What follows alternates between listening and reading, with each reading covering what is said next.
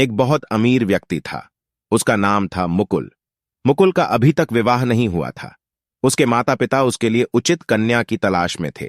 वे मुकुल के लिए एक ऐसी पत्नी चाहते थे जो सुंदर हो, स्वभाव की अच्छी हो और घर का काम काज भी अच्छी तरह जानती हो।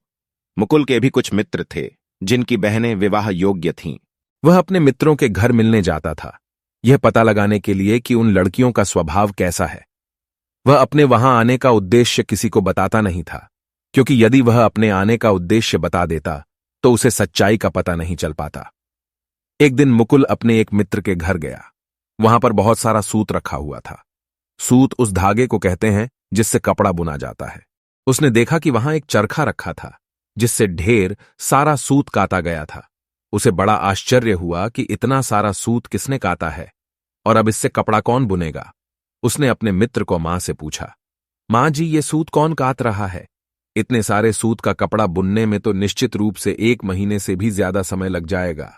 उसके मित्र की मां को थोड़ा अनुमान हो गया था कि मुकुल ऐसा क्यों पूछ रहा है।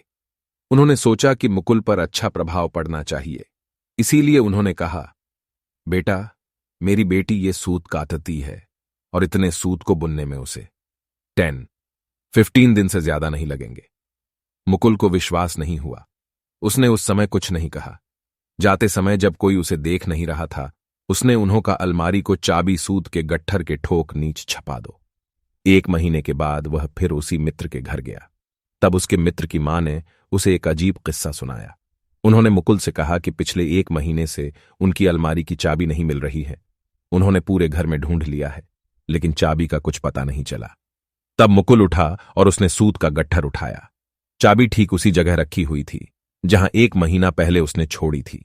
ऐसा लगता था कि पिछले 1 महीने में सूत को हिलाया तक नहीं गया था।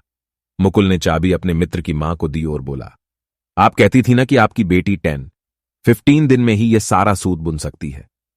हो सकता है कि आपकी बेटी जब काम करती हो तो काफी जल्दी कपड़ा बुन लेती हो, लेकिन उसके लिए काम शुरू करना भी जरूरी है और मुझे लगता है कि उसे काम करना कुछ खास पसंद नहीं है।